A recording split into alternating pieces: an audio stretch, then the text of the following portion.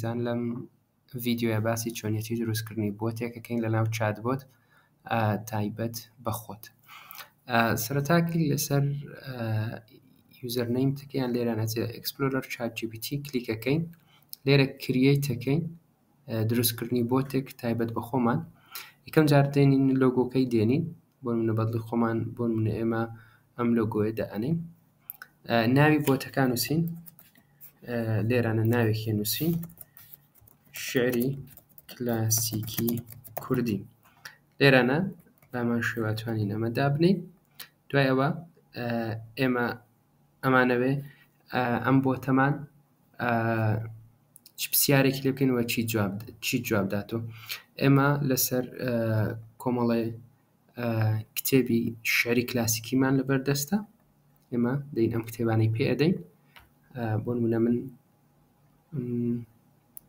16 کتێبی پێ ئەدەم، بزانم هەر 16 بێکەوە ئەتوانێت لۆتکە یاخود ئەتکە، ئەگەرنا من 10 دانەی یەکەمی پێ ئەدەم.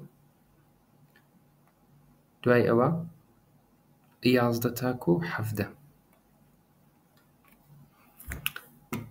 چاوەڕێکن تا هەموو کتێبەکان لۆ دەکە. زۆر باشە. ئەمە یەک دانە کتێبی ماوە، کتێبی دووەمە. بەڕێزان تا ئەمە دێ ئەمە سەیری کتێبەکان بکەین ببورن. ئەمە کتێبی یەکەم، کتێبی چوارینەکانی خەیامی مامۆستا هەژارە. کتێبی دووەم کتێبی ناڵەی جودایی مامۆستا هێمنە. کتێبی سێیەم کتێبی دیوانی وەفاییە.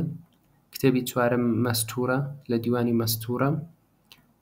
کتێبی شەشەم کە پێماندا مامۆستا تاهیر بەگی جاف بە ڕەحمەت بێ، نازانم بۆ دووەمی نهێنا، لای دەم بۆ نمونە 11 تاکو 15 ئەتکەم.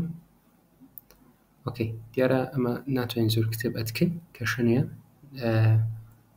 مە 13 کەش لادەم. دوایەوەی کە ئەمانەمان کرد، زۆر گرنگە کاتێک تۆ ئەم زانیاریانە زیادەکەین بۆتەکە لەسەر ئەو زانیاریانە وەڵام داتەوە، پێویستەکە کلیک ئەمە ئۆنکەی کە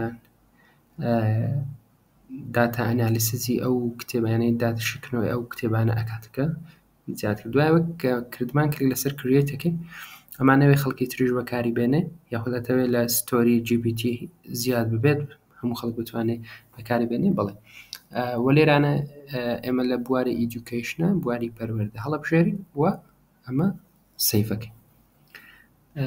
ئەمە کێشەیەکی هەیە پێچێ لەبەرەوەی ئەم کتێبانم ئەوە کرد ئێستانێکە پەبلیش بوو، کێشەی نییە. دوایەوەی کە پەبلیش بوو ئەتوانین لێرانە کلیک بکەین، ئەمە کۆپیکەین، ئەمە بکەینەوە، ئەمە چینە ناو ئەم چات GPT کە تازە زیادمان کرد. لێرە ئەتوانین پرسیاری لێ بکەین.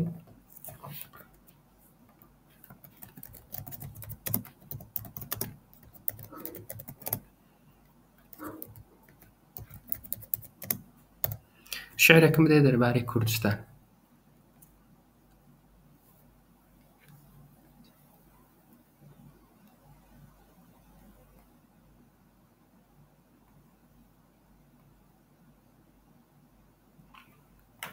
ئەنووسینی کام شاعرە.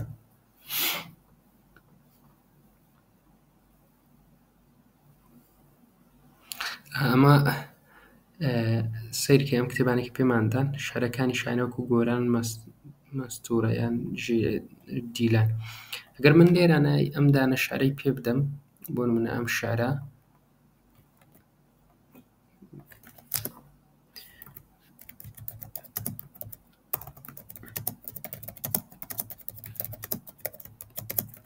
تکای ئەم شعرم بۆ تەواو بکە، ئەمە تەواویەکە. تیراژە کە بە ڕۆژ و پێڵ بە دەریا لەو ڕۆژەوە گوڵ پێکەنی بولبول گریا، خوا نووسی لە چاوی ڕەشی ئێمەش بەشمان، ژینێکی هەژاری پڕ لە خۆزیا و بڕیا. ئەم شەرە تایبەتی شەری هەژارە لە کتێبە چوارینەکانی خەیام نووسیوێتی، یعنی پێش دەڵێ ئەمە لە کام کتێب هاتووە. بۆ نمونە ئەم شعرەی بدەینە، یاخود بۆ نمونە ئەم شعرە هی کام شاعرە ئەم شیعرە. سەرناو ئەم شیعرە لە شیعرەکانی تاهیر بەگی جافە لە دیوانی تاهیر بەگی جاف نووسراوە. ئەگە سیرکەین بەڵێ ئەمە جات پێڵێم ئەم شیعرەم بۆ تەواو بکە، ئەمەم بۆ تەواو بکە.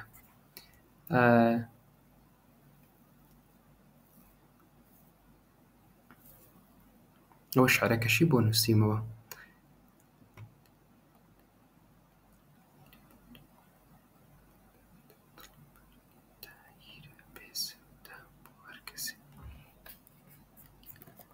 بۆ نمونە مەبەستت دڵ بۆ من ئەمە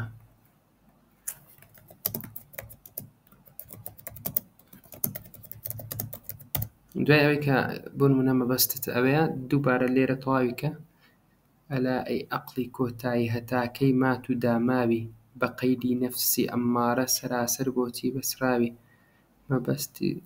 مەبەستە دڵ بە دونیا تاهیر بێسوودە بۆ هەرکەس مەحاڵە نایگیرێ بۆ تۆ تا کۆتایی. یعنی تۆ زۆر بە جوانی ئەم بۆتە ئەو داتایی کە پێدەی ئەو کتێبانە لەسەر ئەو کتێبانە هەر پرسیارێکی لێ بکەی زۆر بە جوانی بۆتەکە فێرە بێ وەڵامی هەموو پرسیارێکە داتەوە.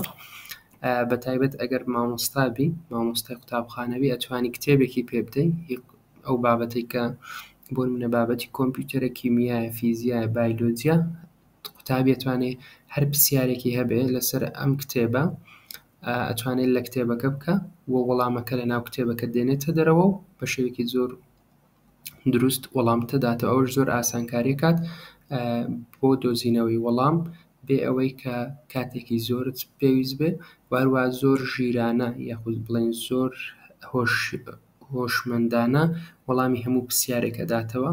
بۆ نمونە ئەتوانی بیکەیتە ئەم بۆتە بکەیە بۆتێک تایبەت بە پرسیار و وەڵام یاخود بیکەیتە بۆتێک تایبەت بە پێدانی زانیاری لەسەر ئەو داتایکە لەبەردەستە زیادیکەی ئەتوانی کەڵکی لێ وەرگری. لەم ڤیدیۆ دێنێت کۆتایی تا ڤیدیۆکی تر بەخواتان ئەسپێرین هەر شاد و بەختەوەر بن.